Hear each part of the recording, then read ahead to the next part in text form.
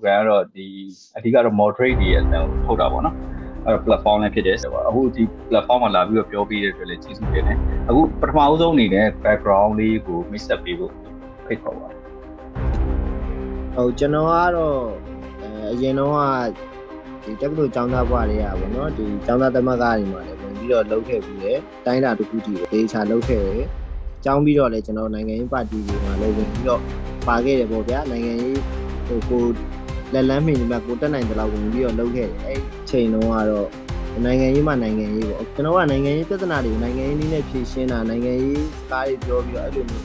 ခြေတင်ပြောမယ်ဆွေးနွေးမယ်ငင်းခုန်မယ်အဲ့ဒီအဆင့်ထိပဲကျွန်တော်ကactive ဖြစ်တဲ့လူတွေဆိုတော့ဗောနော်ကျွန်တော်အခုနောက်ပိုင်းမှာတော့ကျွန်တော်ကတိတ်ပြီးတော့မလုပ်ဖြစ်တော့ဘူးပေါ့အခုကတော့ကျွန်တော်နိုင်ငံရေးလုပ်နေလားဆိုတော့တိတ်တော့မလုပ်ဖြစ်တော့ပါဘူးပေါ့အဓိကတော့ကျွန်တော်တို့ကတော့ချိန်တုန်းကတော့နိုင်ငံသားမှာသွားတယ်ဒီညာတင်တယ်လုပ်တယ်ဒါပေမဲ့ကိုယ့်ရဲ့နိုင်ငံအတွက်ပြန်လာပြီးတော့တူတူပေါ့နော်တူတူတတ်တာဗာလေးများကျွန်တော်တို့တူဝိုင်းလုပ်လို့ရမယ်နိုင်ငံတိုးတက်ဖို့ဆိုရရည်ရွယ်ချက်နဲ့ပြီးခဲ့တဲ့နှစ်တည်းကပြန်လာခဲ့တာပေါ့ကျွန်တော်ရဲ့ယုံကြည်မှုပြောမယ်ဆိုလို့ရှိရင်တော့ideological revolution ကျွန်တော်ကလုပ်ဖို့လိုအပ်နေတယ်လို့ကျွန်တော်ကတော့မြင်တယ် ideological revolution အဲ့တော့လုပ်ဖို့လိုတယ်လို့တော့ကျွန်တော်ကတော့မြင်ပါပေါ့နော်2021ပြီးတော့လေ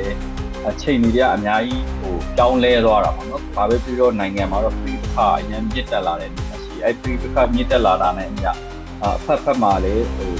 ရိုးရင်းပျက်စီးမှုတွေဒုက္ခရောက်မှုတွေကအကြီးကျယ်ဖြစ်တာပိုဆိုးတာတော့လူငယ်တွေပေါ့လူငယ်တွေဆိုတဲ့အခုအများကြီးဒုက္ခရောက်ကြတယ်အဲ့ပေါ်မှာလက်ရှိချင်းချင်းပေါ်ပါပေါ့နော်နိုင်ငံရေးစိတ်ဝင်စားသူလူငယ်တယောက်အနေနဲ့ဘလို့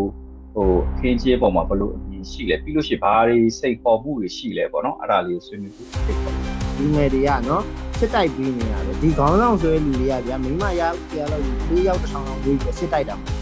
သူများကလေးတွေကိုပေါ်ပြီးစစ်တိုက်ချမ်းမြောက်ဆိုရင်သူကယူမှလဲချင်းပြည်ဆိုသူကယူမှလဲနော်ဝန်ပြည်နယ်ကဘယ်နဲ့သွားပေါင်းခြင်းလဲဆင်းကဘယ်နဲ့ပေါင်းခြင်းလဲကျွန်တော်ရောက်တိုင်းကတော့ပြင်နယ်တွေကိုခွန်ချလိုက်တော့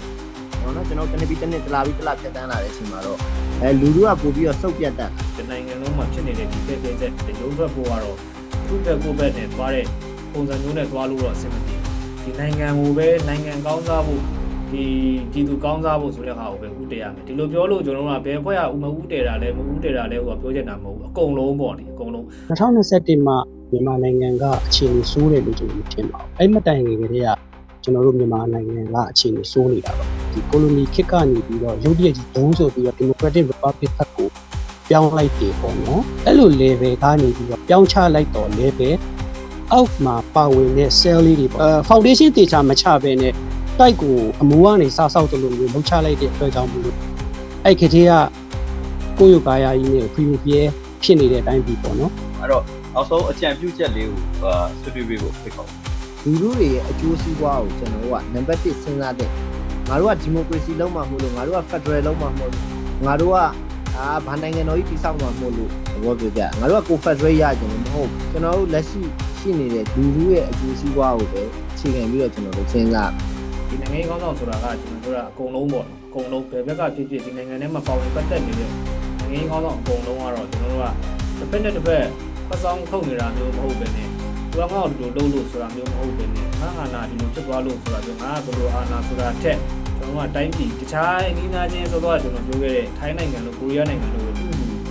လိုက်ရင်ကိုကျွန်တော်ကတော်တော်လေးအဆင်ပြေသွားပါလိမ့်မယ်။တော့ကတော့မြန်မာနိုင်ငံကိုဘယ်လိုမျိုးဖြစ်စေချင်လဲဆိုလို့ရှိရင် constitutional republic with elected representation system ပေါ့နော်။အဲ့ဒီလိုမျိုးပြောမယ်ဆိုလို့ရှိရင်တော့အခြေခံဥပဒေကိုအခြေခံထားတဲ့ရွေးကောက်တင်မြှောက်ခံပုဂ္ဂိုလ်များဦးစီးဦးဆောင်ပြုသောအစိုးရရှိတဲ့တိုင်းပြည်ကိုဖြစ်စေချင်တယ်။